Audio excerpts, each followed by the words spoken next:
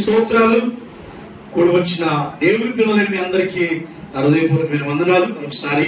అలాగే యూట్యూబ్ ద్వారా ఈ ఫోన్లో ఎవరైతే నా వాక్యాన్ని వింటూ ఉన్నారో అటు వారికి కూడా నా హృదయపూర్వకమైన శుభాలు వందనాలు తెలియజేసుకుంటూ ఉన్నాం. అందరికీ వందనాలు. దేవుని వాక్యంలో నుండి ఈరోజు ప్రత్యేకించి ఫాదర్స్ డే. చెప్పండి, ఫాదర్స్ డే అంటే తండ్రుల దినోత్సవం. ఇప్పుడు ప్రతి దానికి ఒక రోజు అనేది కేటాయించేశారనమాట. తండ్రుల దినోత్సవం, mothers day, fathers day, children's day, తర్వాత టీచర్స్ డే, ఇంకా సిస్టర్స్ డే అంట, ఇంకేమైనా ఫ్రెండ్షిప్ డే, ఇలాగ అన్ని రోజులు వచ్చేసినాయి. దేవునికి స్తోత్రం కలుగును గాక. ఈ రోజు ఏంటంటే ఫాదర్స్ డే అంటే ఏంటి? తండ్రుల దినోత్సవం. తండ్రి అనే మాట ఈ రోజు మన అంశం ఏంటంటే తండ్రి. ఆ తండ్రి అనేటువంటి ఒక అంశాన్ని, కొన్ని విషయాలు మన దేవుడు మనకి ఏమై ఉన్నాడు, ఆయన ఎలాంటి తండ్రి అయి ఉన్నాడు, నేను కొన్ని మాటలు ఈ రోజు మీకు చెప్తాను. దేవునికి స్తోత్రం కలుగును గాక. మరొకసారి అందరికీ ఫాదర్స్ డే సందర్భంగా ప్రత్యేకమైన శుభాకాంక్షలు తెలియజేస్తున్నాం.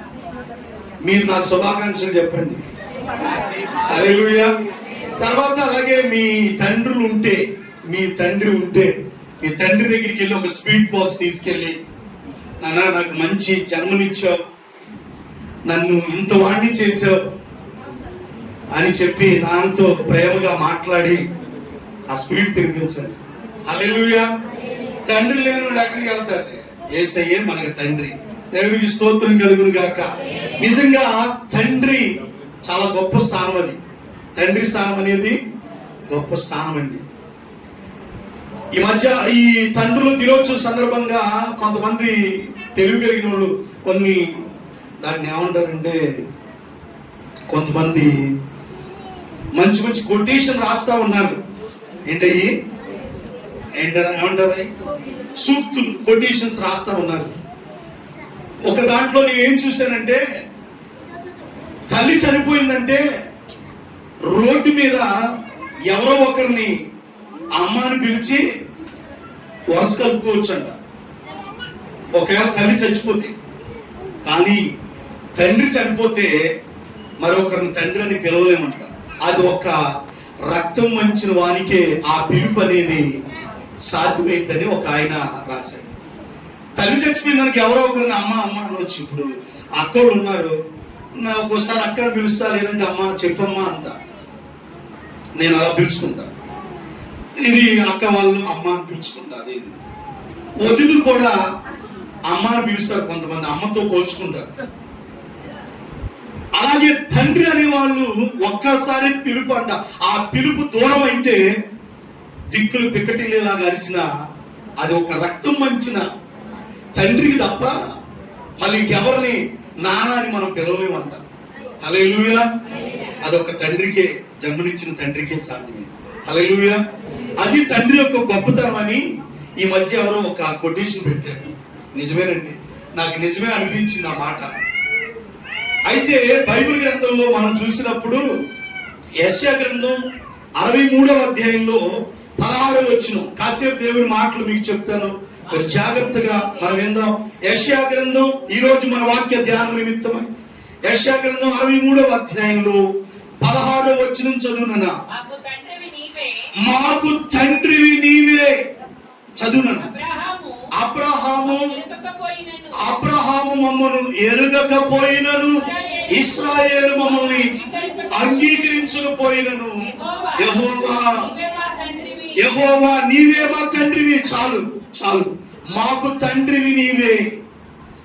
అబ్రహాము మమ్మల్ని ఎరగకపోయినను, ఇశ్రాయేలు మమ్మల్ని అంగీకరించకపోయినను, యెహోవా నీవే మా తండ్రివి, నీవే మా తండ్రివి. హల్లెలూయా. అందరూ నన్ను విడచినా నీవు నన్ను విడువానంటివే. అందరూ నన్ను విడచినా నీవు నన్ను, నా తల్లియు నీవే, నా తల్లి తండ్రి నీవే యేసయ్యా.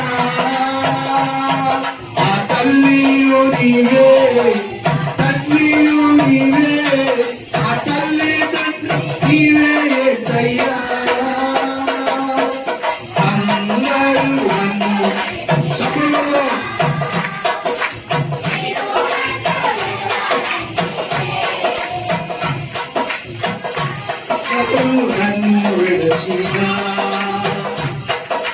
నీవు నన్ను విడచివే నా తల్లియు నీవే నా తండ్రియు నీవే తల్లి తండ్రి నీవే యేసయ్యా నా తల్లియు నీవే నా తండ్రియు నీవే నా తల్లి తండ్రి నీవే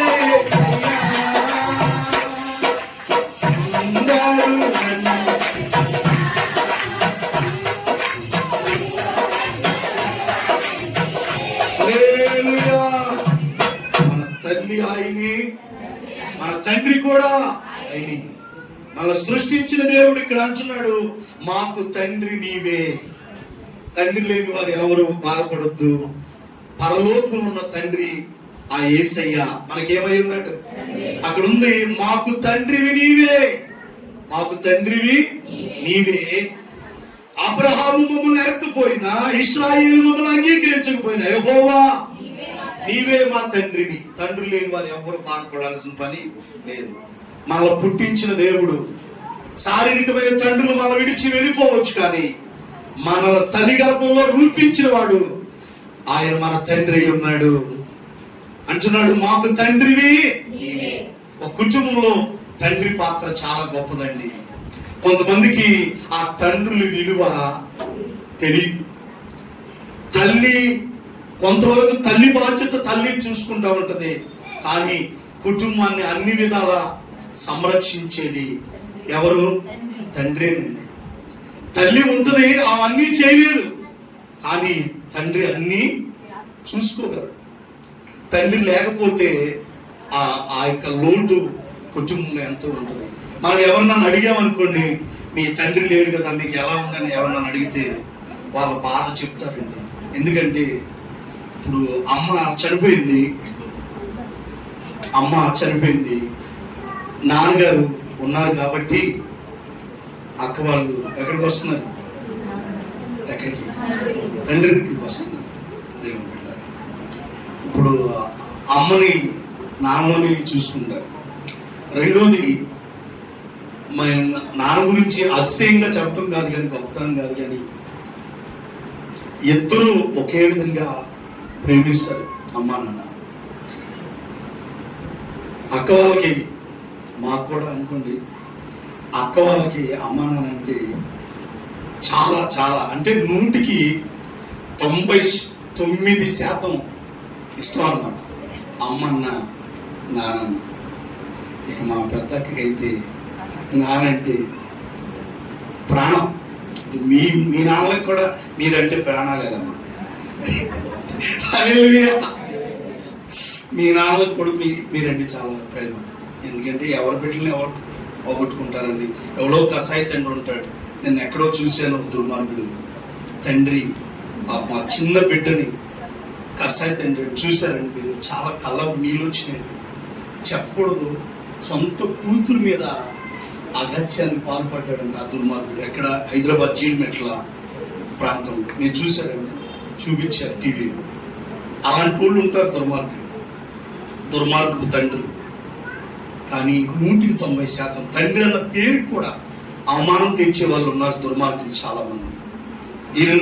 నేటి సమాజాల్లో మరి ఎంతో సమాజంలో విలువలు లేకుండా ఒక పశువుల కన్నా హీనంగా ప్రవర్తించి, ఆ తండ్రి స్థానం ఎంతో గొప్పదండి.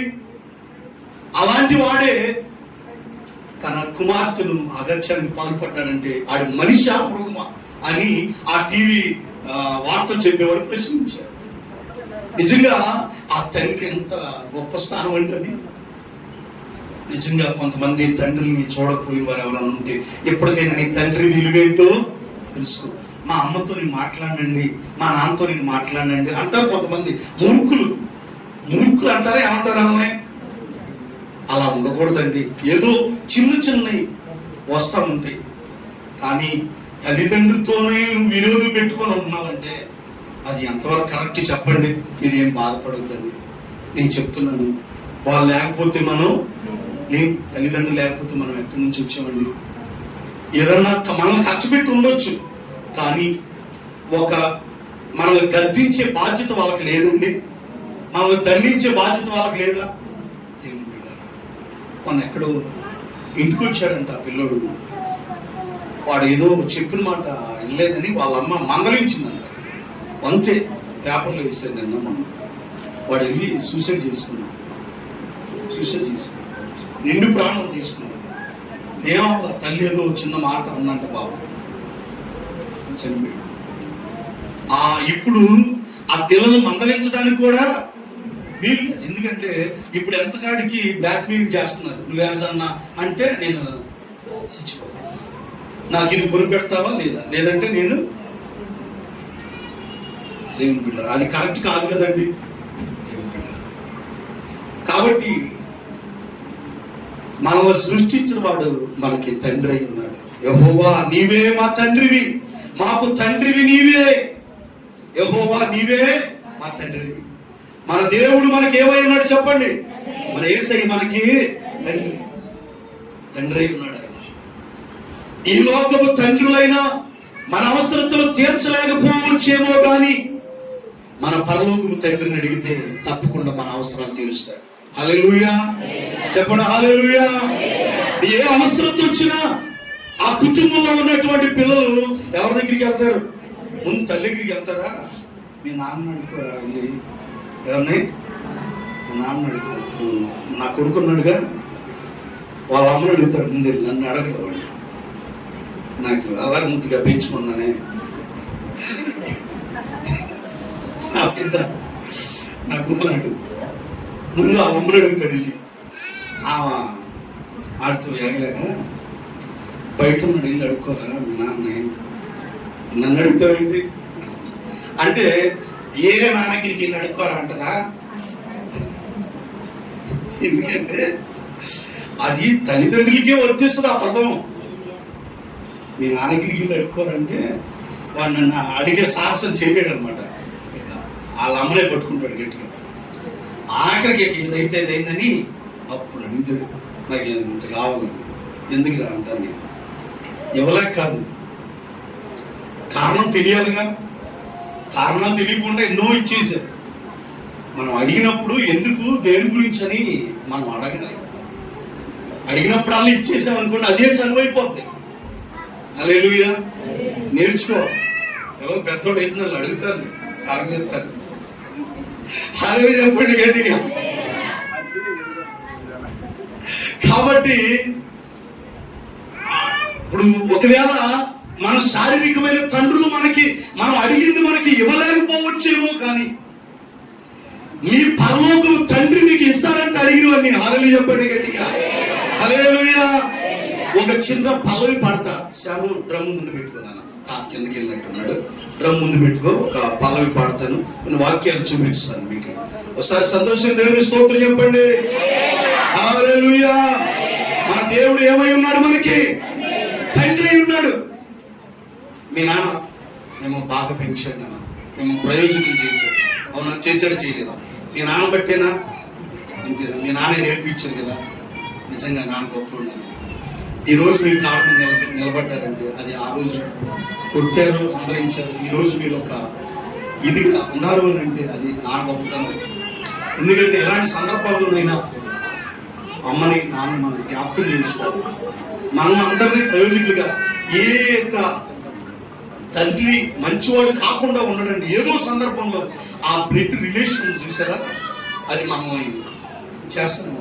ఆ రక్తం పంచుకున్నది ఏదో ఎంత కషాయమైనా ఆ తండ్రి ప్రేమ చాలా గొప్పదండి. హల్లెలూయా. ఈ తండ్రిలో ఇలా ఉంటే ఆ పరమ తండ్రి ప్రేమ ఇంకా గొప్పది అని నేను మీకు చెప్తున్నా. యేసు ప్రభు గారు కూడా ప్రార్థన నేర్పించేటప్పుడు ఒక మాట చెప్పాడు అనమాట. 6వ అధ్యాయం మత్తయి సువార్త 10వ వచనాన్ని మనం చదివితే 6:10లో మనం ఈ మాట రాయబడి ఉంది. మీరు చదవమ్మా. కాబట్టి మీరు ఇలాగు ప్రార్థన చేయండి. పరలోకమందున్న మా తండ్రి. హల్లెలూయా. మన తండ్రి ఎక్కడున్నాడు? పరలోకమందున్న మా తండ్రి. నేర్పడమే యేసు ప్రభువు ప్రార్థన చేయడం నేర్పమని అడగగానే ఏమని నేర్పించాడు? పరలోకమందున్న మా తండ్రి అని మీరు ప్రార్థన చేయండి. అందుకని ప్రతి సంఘంలో ఆఖరిలో ఈ పరలోక ప్రార్థన చేయిస్తారు. పరలోక ప్రార్థన చాలా గొప్పది. ఆయన పరలోకంలో ఉన్నటువంటి తండ్రి ఉన్నాడు మనకి. ఆ తండ్రి ఒక చోట మీరు చెడ్డవారై ఉండి మీ పిల్లలకి మంచి ఈవులు ఇస్తేనే, ఒకళ్ళు పావును అడిగితే చేపను అడిగితే పాముని ఇచ్చిన అని ఒక చోట ఉంటుంది. లూకాసు వార్తలో అక్కడ రాయబడి ఉంటుంది. మీ పరలోకపు తండ్రి మీకు అంతకంటే గొప్ప దీవులు మీకు ఇస్తాడని, అది లూకాసు వార్తలో ఎక్కడో రాయబడి ఉందండి. ఆ మాట చక్కని మాట ఉంది. అది మీకు ఎవరికైనా కనబడితే మీరు తీసి చదవచ్చు. ఎందుకంటే మన పరలోకపు తండ్రి మనకి మంచి ఈవులు ఇస్తారంట. మంచి దీవులు ఆయన ఇచ్చే దేవుడుగా ఉన్నాడు. లూకాసు వార్తలో మీరు ఆ మాట తర్వాత చూడండి. మీరు తర్వాత అయినా చదువుకోవచ్చు. 2 సువార్తల్లో ఆ మాటలు రాయబడి ఉన్నాయి. పరలోకంలో ఆయన మనకి తండ్రి అయి ఉన్నాడు. మనం అడిగినవన్నీ కూడా ఆయన ఇస్తాడు. దేవుని బిడ్డలారా, ఇందాక చదివిన వాక్య భాగంలోని మత్తయి సువార్తలో ప్రార్థన గురించి చెబుతూ యేసు ప్రభువు ఒక మాట అన్నాడు. ఒక్క నిమిషం అన్న. లూకాసు వార్త 11 చదవండి. లూకాసు వార్త 11వ అధ్యాయం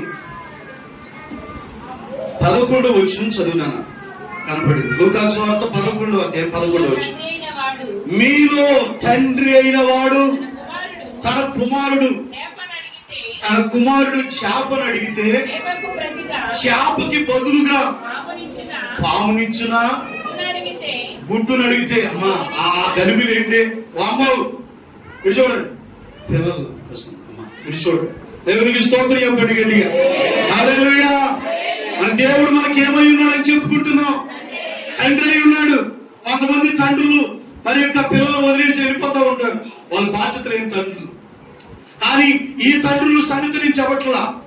మనం సృష్టించినటువంటి పరమ తండ్రి అయిన దేవుడి గురించి నేను చెప్తున్నాను. ఆయన ఆ తండ్రి ఎలాంటి వాడు అంటే, మీలో ఏ తండ్రి వాడు తన కుమారుడు చేపను అడిగితే చేపకు ప్రతిగా పామునిచ్చిన, గుడ్డును అడిగితే తేలినిస్తాడా? కాబట్టి మీరు చెడ్డవారై ఉండి మీ పిల్లలకి మంచి ఈవులనీయ నెరిగి ఉండగా. హల్లెలూయా. మీరు చెడ్డవారై ఉండి మీ పిల్లలకి మంచి ఈవులు ఇవ్వటానికి ఇష్టపడుతున్నారే. పరలోకమందున్న తండ్రి తన్ను అడుగు వారికి పరిశుద్ధాత్మను ఎంతో నిశ్చయముగా అనుగ్రహించెను. హల్లెలూయా. హల్లెలూయా. బడి చేతులెత్తే హల్లెలూయా. ఇక్కడ తండ్రులంట చేపలు అడిగితే పామునిస్తారా, గుడ్డును అడిగితే తేలినిస్తాడా? మీరు చెడ్డవారై ఉండి మీ పిల్లలకి మంచిని ఈవులు ఇస్తున్నారే. మీ తండ్రి పరలోకమందున్న మన తండ్రి అంట తను అడుగు వారికి పరిశుద్ధాత్మని ఎంతో నిశ్చయంగా అనుగ్రహిస్తాడంట. పరలోకమందున్న నా తండ్రి పరిశుద్ధాత్మను అడిగితే ఎంతో నిశ్చయంగా మనకి మంచి ఈవులు. మనమే మన పిల్లలకి మంచి శ్రేష్టమైన పెడతానికి ఇష్టపడుతున్నాం. మన పరలోక తండ్రి కూడా మనకి మంచి దీవులు ఇస్తాడు. పరిశుద్ధాత్మని మనకు అనుగ్రహిస్తాడు. ఆ తండ్రి ఎంతో గొప్పవాడు. ఆ పరలోకం తండ్రి విలువ నీకు తెలియాలి. ఆ తండ్రి ప్రేమన నీవు గుర్తించాలి. ఆ తండ్రి దగ్గరికి నువ్వు రావాలి. ఆ తండ్రి ప్రేమ చాలా గొప్పది.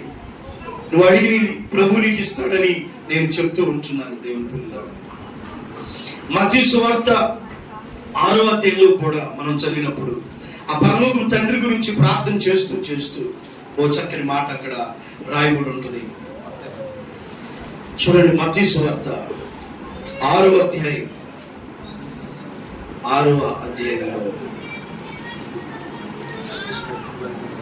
7వ వచనం చదువు. మరియు మీరు ప్రార్థన చేయనప్పుడు అన్ని జనుల వలె వ్యర్థమైన మాటలు వచ్చిపోవద్దు, విస్తరించి మాట్లాడటం వలన వినబడునని వారు తలంచుచున్నారు. మీరు ఉండకుడి, మీరు మీ తండ్రి మీరు మీ తండ్రిని అడగక మునిపే మీకు అక్కరగా ఉన్నవేవో ఆయనకు తెలియను. హల్లెలూయా.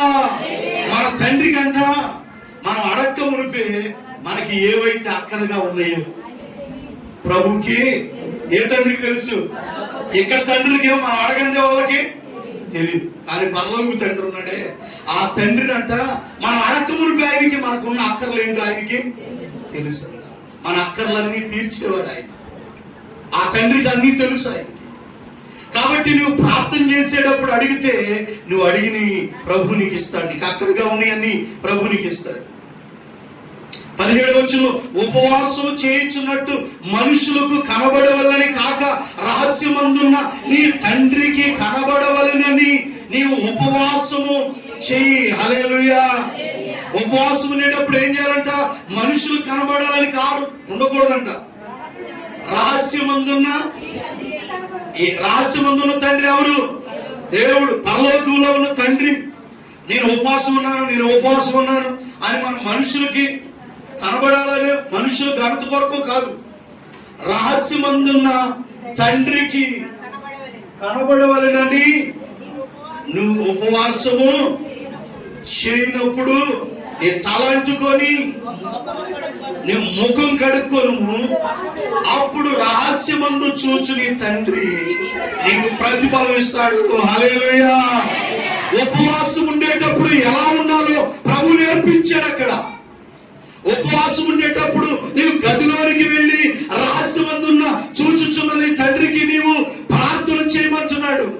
నువ్వు స్నానం చేసి ముఖం కడుక్కొని తలంటుకొని ముఖం కడుక్కొని రహస్యమందున్న నీ తండ్రి, అప్పుడు అలా నువ్వు ఎప్పుడైతే ప్రార్థన చేస్తావో రహస్యమందు చూచే నీ తండ్రి నీకేమిస్తాడు? ప్రతిఫలం ఇస్తాడు. ఉపవాసం ఉన్నాను 10 సార్లు వాళ్ళకి చెప్పి ప్రచారం చేసుకోవడం కాదు. ఉంటే ఉన్నావులే, ఏమంటా మాతో పూట ఉండలేదు. అప్పుడు ఉక్కులు బిక్కులు అయిపోయి కాళ్ళు తేలకళ్ళు వేసి కళ్ళు ఎక్కడ ఉపవాసం అంతా ఏమీ చేసినట్టుగా ఏమంటావు? గట్టిగా ఒక 2 రోజులు ఉండలేవు. తీర్మానం చేసుకోవాలి, ఉపవాసం ఉండటం మంచిది. ఉపవాసం ఉండమని ప్రభువే నేర్పించాడు. ఉపవాస ప్రార్థనలో ఎంతో నేను ఉండలేను అయ్యారు అంటుంది మన ఈ మధ్యలో. ఉండలేకపోతే ఏం చేస్తానమ్మా? తినమ్మా మరి కడుపు నిండా. మరి ఉండలేనప్పుడు ఏం చేద్దాం? ఉండలేనప్పుడు తినే ఉంటామే, తిని చేసుకోవడం. ఉపవాసం ఉండి ప్రార్థన చేసుకుంటే మంచిది. వారానికి ఒక పూట అయినా ఒక రోజైనా ఉపవాసం ఉంటే మంచిదే కదా. హల్లెలూయా. డాక్టర్లు కూడా ఏమంటున్నారంటే ఆహారం తగ్గించుకుంది ఏంటి ఆహారం. డాక్టర్ సలహాలు ఇస్తున్నారు, నైట్ ఆహారం తినొద్దాను. ఇప్పుడు మనిషికి జబ్బేంటో తెలుసా? ఏంటది? తిండి. అందుకే నేను నైట్ ఆహారం మానేసి ఏదైనా చపాతీ కానీ పుల్కాలు కానీ కాల్చుకుని తినండి, కాస్తంత ఆరోగ్యం బాగుంటుంది అని చెప్తున్నాను. ప్రభు ఎప్పుడు నేర్పించాడు అవి. ఆరోగ్యంగా ఉంటే ఆత్మీయంగా బాగుంటాం, శారీరకంగా కూడా. ఉపవాసం ఉన్నప్పుడు ఆత్మీయంగా మనం బలపడతాం, శారీరకంగా కూడా మనం ఆరోగ్యంగా ఉండగా. మోషే 40 రాత్రింబగళ్ళు ఉన్నానంట మోషే గారు. హల్లెలూయా చెప్పండి గట్టిగా. రాత్రింబగళ్ళు అంటే రాత్రి పగలు, 40 పగలు 40 రాత్రులు ఉన్నారంట. ఎవరు? ఆ 40 పగళ్ళు 40 రాత్రులు ఉన్నవాడు మొహం ఎలా ఉంటది లెక్క అయితే? మామూలుగా ఆలోచన చేస్తే ముఖ రూపాలు మారిపోయి అదో రకంగా మారిపోతారు, నీరసమైపోయి చాలా ఇబ్బందికరంగా ఉంది. కానీ మోషే ముఖాన్ని చూడలేకపోయారంట ఇశ్రాయేలీయులు. మోషే ముఖం ప్రకాశించిందంట. ఎందుకని? ఆయన దేవుని సన్నిధిలో కనిపెట్టుకున్నాడు. హల్లెలూయా చెప్పండి. హల్లెలూయా. ఎప్పుడైతే మనం దేవుల్లో లీనమైపోయి, ఎప్పుడైతే దేవుల్లో మనం ప్రార్థనా పూర్వకంగా ఉంటామో మనకు ఆకలేదు, ఏముండదు. మన ముఖాలు కూడా మారితే ఆత్మీయంగా మనం బలపడటానికి అవకాశం. మోషే ముఖం ఆ పర్వతం మీద నుంచి కిందకి దిగుతుంటే చూడలేకపోయారంట. అంటే ఆ ముఖం అంత దగదగ మీద ప్రకాశించి తేలిందంట దేవునికి. కానీ ఈరోజు ఒక పూట ఉంటేనే మన ముఖాలన్నీ ఎట్లా ఉన్నాయి, మామూలు ఉంటున్నా. మన ముఖాలు కూడా చూడలేకపోతున్నారు. అదే దైవరూపం కాదు, ఇంకో రూపం వస్తుంది.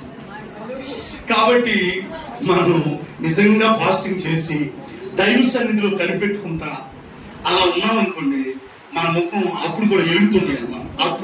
అప్పుడు ఉపవాసాలు ఏరే, ఇప్పుడు ఉపవాసాలు, అప్పుడేమో ముఖాలు ఎలుగుతుండేవి. మన పెద్దమ్మ గారు కూడా ఉండేది, నాన్నగారు ఉండేవారు, వాళ్ళ ముఖాలు బాగుండేవి. ఇప్పుడు బాగోట్లేదు. ఎందుకని? ఇప్పుడు ఉపవాసాలు సరిలేవు. అప్పుడు వాళ్ళు అన్ని రోజులు తినకపోయినా వాళ్ళ ముఖాలు తేదిరితే అన్ని తిన్నా సరే ఇప్పుడు ముఖాలు సరిగ్గా కళ తగ్గిపోతుంది. ఇప్పుడు దానియేలు కాలంలో రాజులు తినే భోజనం ఆడు తిన్నారంట. కాయగూరలు ఏమో ఆరు ముఖాలు బాగున్నాయి, ఏళ్ళ ముఖాలు బాగున్నాయా? దానియేలు, షడ్రక్, మేషక్, అబేద్నెగోలు వీళ్ళ ముఖాలు తేజరివి అంట, ప్రకాశమానంగా ఉన్నాయంట. ఎందుకనంటే వీళ్ళ తేజస్సు ఎవరిదంటే దేవుని సన్నిధిలో గడిపింది. ప్రభు స్తోత్రం చెప్పండి. కాబట్టి ఉపవాసం ఉండేటప్పుడు కూడా ఎలాగుండాలో కూడా ప్రభు చెబుతూ, మనం అలాగే ఉపవాసం ఉండి ప్రార్థన చేసినప్పుడు రహస్యమందు చూచే తండ్రి అంట మనకి ప్రతిఫలం ఇస్తారంట. హల్లెలూయా. మొదటిది, మన పరమ తండ్రికి మనకున్న అక్కరగా ఉన్న ఏవో ఆయనకి తెలుసు, ఆయన మనకి ఇస్తాడు.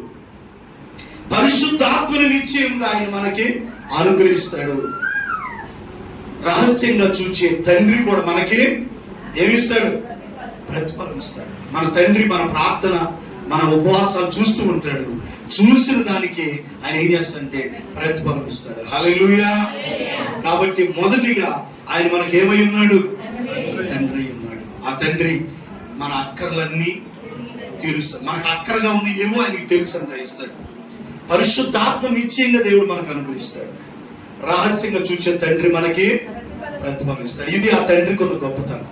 ఇంకా ఆయన ఎవరెవరికి తండ్రో ఒక 2-3 మాటలు చెప్పి ముగిస్తాను నేను. హల్లెలూయా. ఇంకా ఎవరికి తండ్రో చూద్దాం. హెబ్రీయులకు రాసిన పత్రిక 12వ అధ్యాయం 9వ వచనం చదవండి.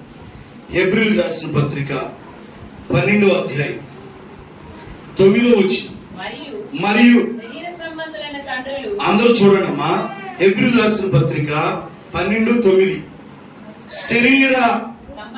శరీర సంబంధులైన తండ్రులు మనకు శిక్షకులై ఉండిరి, వారి యందు మరియు శరీర సంబంధులైన తండ్రులు మనకు శిక్షకులై ఉండిరి. ఏమై ఉన్నారంట అంటే మనకి జన్మనిచ్చిన శారీరకమైనటువంటి తండ్రులు మనకి ఏమై ఉన్నారంటే శిక్షకులై ఉన్నారు. వారికి మనం ఏం కలిగి ఉంటున్నామంట? వారి యందు భయభక్తులు కలిగి ఉంటుంది. ఎవరి యందు? శారీరకమైన తండ్రులకి వాళ్ళు మనకు శిక్షకులై ఉన్నారు కనుక కొంతమంది ఆ తండ్రికి ఏం చేస్తారంటే తండ్రికి భయపడరు. కొంతమంది నాన్నగారు వస్తున్నారంటే భయపడతారు తండ్రులు. వాళ్ళు ఏం చేస్తారు? మా తండ్రి నన్ను శిక్షిస్తాడేమో, నా తండ్రి నన్ను కొడతాడేమోనని కొంతమంది పిల్లలకి ఏముంటది?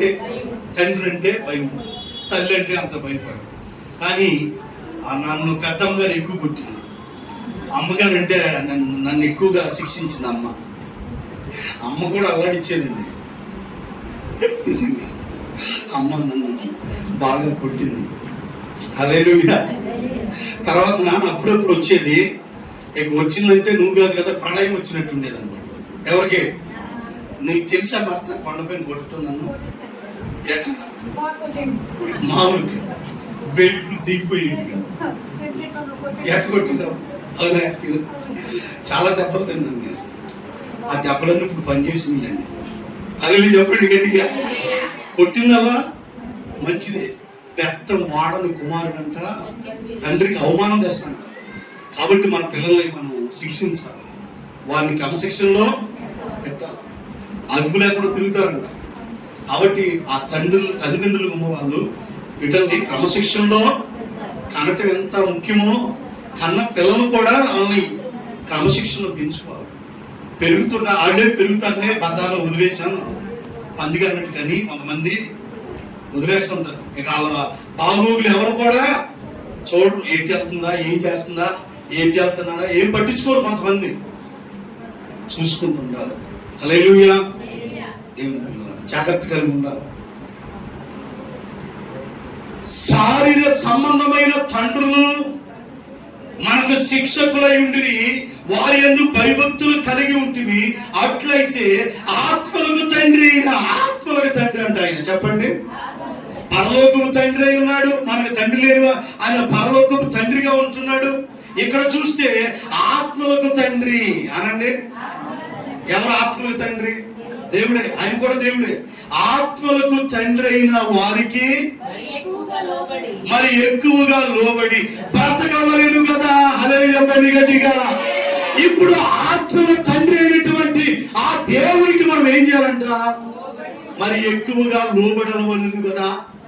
ఈ తండ్రికి ఎంత భయపడుతున్నామో, ఈ తండ్రి కంటే ఎక్కువగా ఆత్మల తండ్రి అయిన దేవునికి మనం ఏం చేయాలంట? ఈ తండ్రికి భయపడతాం, ఆ తండ్రికి మనం, ఈ తండ్రికి భయపడకపోయినా పెద్ద ఇబ్బంది లేదు. ఈ తండ్రికి భయపడాలి, జన్మనిచ్చిన తండ్రికి. అయితే ఆత్మల తండ్రి అయినటువంటి పరమ తండ్రి ఉన్నాడు, ఆ తండ్రికి కూడా మనం ఎక్కువగా ఏం చేయాలమ్మా? ఆత్మలకు తండ్రి అయిన దేవునికి. అట్లయితే ఆత్మలకు తండ్రి అయిన వానికి మరి ఎక్కువగా లోబడి బ్రతకవలెను కదా. ఆ తండ్రికి ఏం చేయాలా? మరి ఎక్కువగా లోబడి బ్రతకాలంట. ఏ తండ్రికి? ఆత్మలు కాసే తండ్రి. ఎవరు ఆ తండ్రి?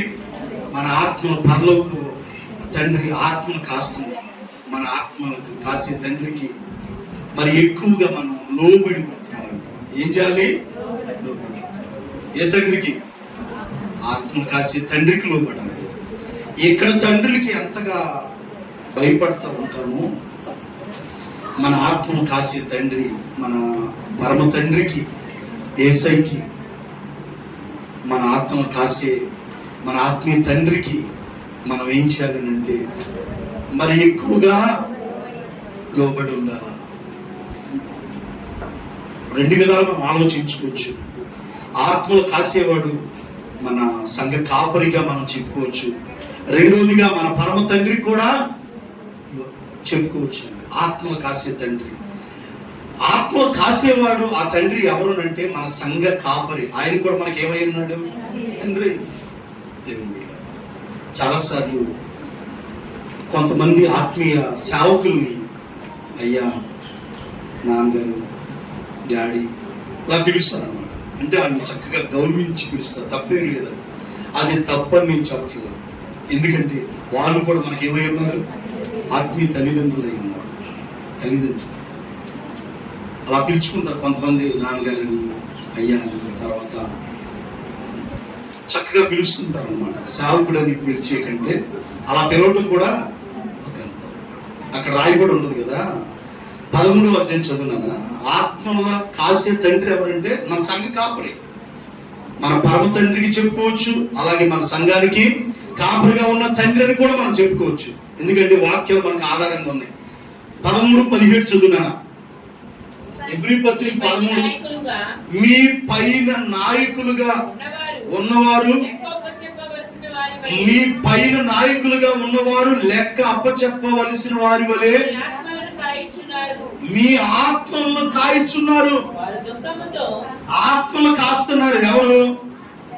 సేవకులమ్మా. ఆత్మలు కాసేది ఎవరు? ఇప్పుడు మేమేం చేస్తున్నాం? ఆత్మల్ని కాస్తున్నాం. ప్రభువా, కొత్త ఆత్మ మందిరంలోకి తీసుకురయ్యా, నూతన ఆత్మలు తీసుకురయ్యా. ఆత్మలు ఇప్పుడు ఆత్మలు కాస్తున్నాం. ఇప్పుడు ఆత్మలో కాస్తున్నటువంటి వారు దుఃఖముతో ఆ పని చేసిన ఎడల మీకు అది నిష్ప్రయోజనం కనుక దుఃఖముతో కాక ఆనందముతో చేయనట్లు వారి మాట విని ఎవరికి? సేవకునికి, ఆత్మలు కాసే తండ్రిగా ఉన్నటువంటి ఆత్మీయ తండ్రికి లోబడి ఉన్నారు. ఆత్మలు కాసే తండ్రిని దుఃఖంతో ఆ పని చేస్తేనంట ఆ సంఘ కాపురి అది మీకు నిష్ప్రయోజనం కనుక దుఃఖంతో కాక ఆనందంతో చేయనట్లు. అంటే దైవుని సేవకుడు సేవ ఆనందంతో చేయాలి. సేవకుడిని మనం ఏడిపించకూడదు, దైవజనుని మనం బాధ పెట్టకూడదు. కొంతమంది దేవుని సేవకులు దుఃఖ పెడతారు. కొంతమంది సేవకుల్ని కన్నీళ్లు పెట్టిస్తారనమాట. అది మీకంత ప్రయోజనకరమైంది కాదు.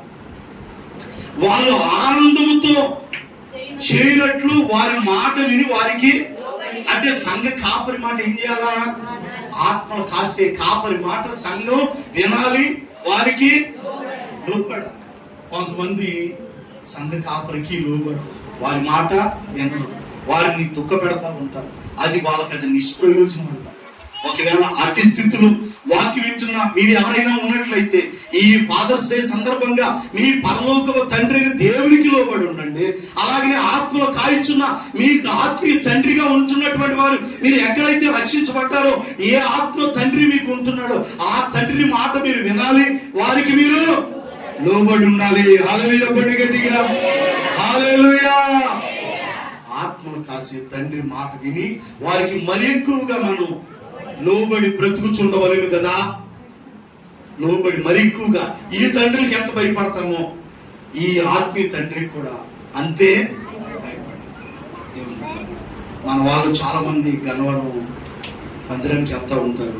ఆ సేవకుడు అంటే చాలా మంది ఏం చేస్తారు, ఎంత భయం అంటే మామూలు భయం కాదు. మన వాళ్ళు టెంపల్లో క్యాసపల్లి నుంచి ఇంకెక్కడి నుంచి వెళ్తారమ్మా, అంతే 2 చోట్ల నుంచి బాగా వెళ్తారు, 100 మంది దాకా వెళ్తారు అనుకుంటా.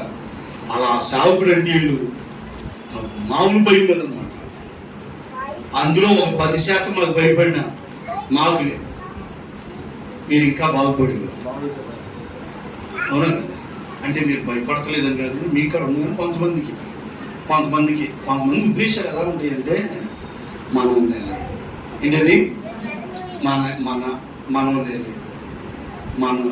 అనే ఫీలింగ్ లో ఉంటున్నారు అన్నమాట కొంతమంది. అదే ఊరోళ్ళు అనుకో అప్పుడు ఒక లాగా ఉంటుంది. అవునా కదా? అలా ఆ ఫీలింగ్ ఎప్పుడు రానికూడదు. ఎవరైనా సేవకుడే. హల్లెలూయా. ఆత్మీయ తండ్రి ఆయనకి మనం లోబడి ఆయన మాట వినవలేను కదా. ఆత్మను కాస్తున్నాం. దేవుడు ఆ పరిచర్య భారాన్ని మా మీద పెట్టాడు. అందరికీ దేవుడు ఆ పని ఇవ్వాల. కొంతమంది పనులు దేవుడు నియమించాడు. ఒక్కొక్కరు కాపరులుగాను, ఒక్కొక్కరు ప్రవక్తలుగా, ఒకరు అపోస్తులుగా, ఒకరు సువార్థికులుగా దేవుడు వారి పనులు బట్టి వారిని దేవుడు ఏర్పరిచాడు. దేవుడు ఒక్కొక్క కాపరి బాధ్యత దేవుడు అప్పగించాడు. ఆ సంఘ కాపరులకి ఏం చేయాలి? లోబడి. ఆత్మీయ తండ్రులు, ఆత్మ కాసి తండ్రికి మనం భయపడాలి. మొదటిగా ఆయన మనకు తండ్రి అయి ఉన్నాడు. ఆ తండ్రి ఎలాంటి వాడంటే మనకు అక్కరగా ఉన్నాయన్నీ మన తీర్చే దేవుడు. పరిశుద్ధాత్మని నిశ్చయముగా మనకి ఇచ్చే తండ్రి. మన పిల్లలకి మనం చెడ్డవారమై ఉండి మన పిల్లలకి మంచి ఈవుల్ని ఇవ్వటానికి తెలుసుకున్నాం. మన తండ్రి అంతకంటే నిశ్చయంగా పరిశుద్ధాత్మను అనుగ్రహిస్తారని మనం చెప్పుకున్నాం. ఆఖరి మాటగా రహస్యమందు చూచే తండ్రి, ఉపవాసులు ప్రార్థన చేస్తే ఆయన మనకు ప్రతిఫలం ఇస్తాడని చెప్పుకున్న ఆ తండ్రి. రెండోదిగా మన ఆత్మలు కాసే తండ్రి. ఎవరమ్మాయినా మన ఆత్మలు కాసే తండ్రి. ఆయన ఎవరు అంటే, ఒకటి దేవునికి సాదృశ్యం, రెండోది సంఘ కాపరి. మన ఆత్మల కాపరి, సంఘ కాపరికి సాదృశ్యంగా ఉన్నాడు. ఆ సంఘ కాపరిని మనం ఏం చేయకూడదు, దుఃఖ పెట్టకూడదు. వాళ్ళ పని ఆనందంతో చేయాలి. ఇంకొక మాట, కీర్తన గ్రంథం ఇంకొక 2 మాటలు చెప్పేసి ముగిస్తాను. అయిపోయింది మన సమయం. ప్రభు స్తోత్రం చెప్పండి గట్టిగా. ఇంకేమై ఉన్నాడు ఆయన? 68వ కీర్తన 5వ వచనాన్ని మనం చదివినట్లయితే అక్కడ ఇంకా మాట రాయబడి ఉందమ్మా. తన పరిశుద్ధ ఆలయమందుండు దేవుడు తండ్రి లేని వారికి తండ్రియు విధవరాండ్రికి న్యాయకర్త అయి ఉన్నాడు. హల్లెలూయా. ఆయన ఎవరంటే చెప్పండి? తండ్రి లేని వారికి తండ్రియు విధవరాళ్లకు న్యాయకర్త అయి ఉన్నాడు. నేను ఇందాక మొదట్లోనే చెప్పి, అందుకని ఎవరో తండ్రి లేని వారు బాధపడతారు. ఎందుకని? ఆయన ఏమై ఉన్నాడు? ఆయన తన పరిశుద్ధ ఆలయమందుండు దేవుడు తండ్రి లేని వారికి తండ్రి. హల్లెలూయా. ఎవరైనా నీ శారీరకమైన తండ్రి దూరమై ఉండొచ్చు, కానీ తండ్రి లేని నీకు ఆయన ఏమై ఉన్నాడు? తండ్రి. ఆ ఆ తండ్రి ఇక్కడ మనకి ఏదైనా అవసరం వస్తే తండ్రిని అడుగుతాం కదా, అలాగే నీకు ఏ అవసరం వచ్చినా ఏ తండ్రిని అడగాలి ఇప్పుడు? మరి ఈ తండ్రి లేరు కదా, ఏ తండ్రిని అడగాలి? మరి మనం పరలోకమందు ఉన్న తండ్రిని మనం అడిగితే నిశ్చయంగా ఆయన మనకి ఇస్తాడు. దేవుని బిడ్డారా, దేవుని సన్నిధిలో మనం ప్రార్థన చేసి ఆ తండ్రిని ఏది అడిగినా ఆ తండ్రి మనకి ఏం చేస్తాడు? ఏమోనని అనడం. ఏ తండ్రులు అంటే ఈ కుదిరితే ఇస్తారు, లేదంటే లేదంటారు. కానీ ఆ తండ్రి మనం అడిగామనుకోండి, ఆయన మనం అడిగింది దేవుడికి ఇష్టమైతే తప్పకుండా మనకి ఇస్తాడు. ఆయన మన పరమ తండ్రి అయి ఉన్నాడు. ఆయన తండ్రి లేని వారికి తండ్రియు, విధవరాండ్రికి, విధవరాండుగా ఉన్న వాళ్ళకంట న్యాయకర్త అంట యేసయ్య. హల్లెలూయా. తండ్రి లేని వారికి తండ్రి, విధవరాళ్ళకేమో, విధవరాళ్ళుగా ఉంటున్నారు ఏం బాధపడద్దు, నాకు అన్యాయం జరిగింది, నాకు వాళ్ళు అన్యాయం చేశారు, వీళ్ళు అన్యాయం చేశారు. న్యాయకర్త ఒక ఆయన ఉన్నాడు. ఎవరు? ఆయనే మన తండ్రి. విధవరాల కంటే ఆయన ఏమై ఉన్నాడు? న్యాయకర్త.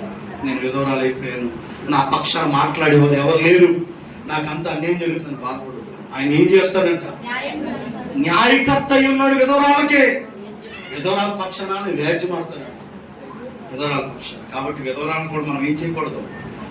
బాధ పెట్టకూడదు. హల్లెలూయా. వాళ్ళ పక్షాన దేవుడు ఉంటాడంట. కాబట్టి ఆయన తండ్రి లేని వారికి తండ్రి అయి ఉన్నాడు. ఆఖరి మాటగా ఇంకా చాలా మాటలు ఉన్నాయి. ఆయన ఎలాంటి తండ్రి? దేవుని బిడ్డలారా, ఆయన నిత్యుడగు తండ్రి రాయబడి ఉంది. యెషయా గ్రంథం 9వ అధ్యాయంలో యేసు ప్రభు వారు పుట్టుక ముందే ఆయన జన్మ గురించి చెబుతూ ఆయన గురించి ఒక మాట ఉంటుంది. 6వ వచనంలో అనుకుంటాను, 6వ వచనంలో, ఎలైనగా మనకు శిశువు పుట్టెను, మన కుమారుడు అనుగ్రహించబడెను, రాజ్యభారముండును, ఆయన ఆశ్చర్యకరుడు, ఆలోచనకర్త, బలవంతుడైన దేవుడు, నిత్యుడగు తండ్రి. హల్లెలూయా. ఏ తండ్రి? ఆయన నిత్యుడైన తండ్రి అంట. పరమ తండ్రి అయి ఉన్నాడు, ఆత్మలు కాసే తండ్రి అయి ఉన్నాడు. తర్వాత విధవరాళ్ళుగా ఉంటున్న వారికి న్యాయకర్త అయి ఉన్నాడు. తండ్రి లేని వారికి తండ్రి అయి ఉన్నాడు. విధవరాళ్ళకి ఆయన న్యాయకర్త అయి ఉన్నాడు. తండ్రి లేని వారికి తండ్రి అయి ఉంటూ ఉన్నాడు. ఇక్కడ మనం చూస్తే ఆయన నిత్యుడగు తండ్రి. ఏ తండ్రి అంట? నిత్యము ఉండే తండ్రి అండి ఆయన. మనకి ఎల్లకాలం మనతో ఉండే తండ్రి. ఆ తండ్రిని మనం విశ్వసిస్తున్న వారందరికీ, ఆయన నమ్మిన ప్రతి ఒక్కరికి, రోమిలకు రాసిన పత్రిక 4:11 చదివి ప్రార్థన చేసుకుందాం. రోమిలకు రాసిన పత్రిక. ఎవరికి ఆయన తండ్రిగా ఉంటాడు అని మనం ఆలోచన చేస్తే చూడండి, రోమిలకు రాసిన పత్రిక. మరియు సున్నతి లేని వారైనను నమ్మిన వారందరికీ. హల్లెలూయా. ఎవరికంటమ్మా? నమ్మిన వారందరికీ తండ్రి అగుట వలన నీతి ఆరోపించుటకై తనకు కలిగిన విశ్వాసం వలన నీతికి ముద్రగా సున్నతి అని గుర్తు పొందెను. హల్లెలూయా. ఇక్కడ ఉంది, సున్నతి లేని వారైనను ఏంటంట అంటే పాత నిబంధన కాలంలో ఏం చేసేవాళ్ళు అంటే సున్నతి చేసేవాళ్ళు అన్నమాట. ఏం చేసేవాళ్ళు? సున్నతి చేసేవాళ్ళు. యేసు ప్రభువు, అబ్రహాము కుమారుడు ఇస్సాకు, చాలా మందికి సున్నతి జరిగింది అనే మాట ఉంటుంది. ఇక్కడ ఏముందంటే సున్నతి లేని వారైనను అంటే మనం సున్నతి చేయబడకపోయినా నమ్మి ఉన్నాం కాబట్టి ఉందన్నమాట. నమ్మిన వారందరికీ అతడి తండ్రి. హల్లెలూయా. ఎవరు? దేవుడు. మనం నమ్మాం, మనం సున్నతి చేయబడ్డా. నమ్మటం వలన ఆయన మనకేమై ఉన్నాడు? తండ్రి అయి ఉండి మనం నీతిమంతులుగా తీర్చబడ్డాం. దేవుని బిడ్డారా, ఆ నీతికి ముద్రగా సున్నతి అని గుర్తు మనకి దేవుడు ఇచ్చాడంట. హల్లెలూయా. మన మీద మనకి సున్నతి పొందలా, కానీ మన మీద ఏ గుర్తుంది? నీతి అనే గుర్తుని దేవుడు మన మీద ఉంచాడు. అది ఎలా సాధ్యమైందంటే నమ్మటం మూలంగా. నమ్మిన వాళ్ళందరికీ ఆయన ఏమై ఉన్నాడు? తండ్రి అయి ఉన్నాడు. కాబట్టి ఇంకా యేసు ప్రభువుని ఎవరైనా నమ్మకపోయినట్లయితే ఈ ఫాదర్స్ డే సందర్భంగా, ఈ తండ్రుల దినోత్సవం సందర్భంగా నమ్మండి. నమ్మిన ప్రతి ఒక్కరికి ఆయన ఏమై ఉంటాడు? తండ్రి అయి ఉంటాడు. ఆ తండ్రి పరలోకపు తండ్రి, నిత్యుడగు తండ్రి, తండ్రి లేని వారికి తండ్రి, ఆత్మలు కాసే తండ్రి. ఆ తండ్రికి మనం లోబడి ఎక్కువగా బ్రతకవలను కదా మన ఆత్మల తండ్రులకి. కాబట్టి అట్టి తండ్రికి మనందరం లోబడి నిత్యుడైన తండ్రిని మనం ఆరాధిస్తూ మన జీవితంలో ముందుకు సాగుదాం. తండ్రి ఇచ్చే దీవులు మనం పొందుకుందాం. దేవుడి మాటలు దీవించును గాక. ఒక చిన్న ప్రార్థన చేసి నేను ముగిస్తా. ఆ తర్వాత కానుకలు పాడతాం. పరిశుద్ధుడా, ప్రేమ కలిగిన తండ్రి, మోకరించు, కళ్ళు మూసుకో. తండ్రి, ఈ ఫాదర్స్ డే సందర్భంగా అయ్యా నువ్వు మాకు తండ్రి అయి ఉన్నావని మరొకసారి అయ్యా నీ సేవకుని ద్వారా మీరు మాతో మాట్లాడావు. అయ్యా ఈరోజు తండ్రి లేని వారు ఎంతో మంది ఉండొచ్చు. అయ్యా నీవే మా పరమ తండ్రి అయి ఉన్నావని అయ్యా నీ సేవకుని ద్వారా నీ ఉపదేశాన్ని మాకు అందించావు. నీవు ఆత్మలు కాసే తండ్రివని, నీవు నిత్యుడగు తండ్రివని, మా తండ్రివని నీవు మాకు అక్కరగా ఉన్నవేమో నీవు అనుగ్రహించే దేవుడు అని నీ వాక్యం ద్వారా మీరు మాతో మాట్లాడావు నాయన. అయ్యా మీరు మాకు తండ్రిగా ఉండండి అయ్యా. ఈ తండ్రిని మా అవసరతలు తీర్చలేకపోవచ్చేమో కానీ పరమ తండ్రిగా ఉన్న నీవు మా అవసరాలు తీరుస్తావయ్యా. ఈ రోజు నా కుటుంబంలో ఎన్నో అవసరాలు ఉన్నాయ్యా. ఒక తండ్రిగా నేను అడిగిన వాళ్ళు నువ్వు ఇచ్చే దేవుడివి అయ్యా. నిన్ను అడుగుతున్నాను, నా అవసరతలు, నా అక్కర్లన్నీ మీరు తీర్చండి అని ఎవరైతే ప్రార్థన చేస్తున్నారో, ఒక తండ్రి వలే తండ్రులు కోల్పోయి మా నాన్నగారు ఉంటే బాగుండేది కదా అని కొంతమంది బిడ్డలు ఏడుస్తూ ఉండొచ్చు అయ్యా. వాళ్ళ తండ్రి చనిపోయినప్పుడు అయ్యా చిన్న బిడ్డలు ఎంతో మంది బాధపడ్డారు. అయ్యా మా నాన్న ఉంటే బాగుండేది కదా అని ఎన్నిసార్లు వాళ్ళకి అనిపించిందో. అలాంటి వారు ఎవరైతే లైవ్ లో ఎంతమందిని మాటలు విని కళ్ళు ఏడుస్తూ ఉంటున్నారో నాయన, కన్నీరు కారుస్తున్నారు అయ్యా. తండ్రి లేని వారికి నువ్వు తండ్రిగా ఉన్నావని నీ వాక్యం ద్వారా మీరు మాట్లాడిన ప్రతి మాటను బట్టి నీకు వందనాలు. తండ్రిగా ఆదరించిన ఆయన, తండ్రిగా వారి అవసరతలు తీర్చండి. ఎల్లప్పుడూ నిత్యుడగు తండ్రిగా నమ్మిన వారందరికీ నువ్వు తండ్రి అయి ఉన్నావని, ఇంకా నమ్మని వాళ్ళు ఎవరైనా ఉంటే వారి నిన్ను సొంత రక్షకుడిగా నమ్మి వారి తండ్రిగా నిన్ను స్వీకరించే కృపాటి భాగ్యం దయచేయమని చెప్పిన ప్రతి మాటని బిడ్డల హృదయాల్లో ఫలింపు చేసి దీవించి ఆస్వాదించమని యేసు నామములో అడుగుచున్నాము తండ్రి. ఆమేన్, ఆమేన్. దేవుడి మాటలు దీవించును గాక. అందరూ లేచి నిలబడదాం. ఓ చిన్న పాట పాడుకుంటాం.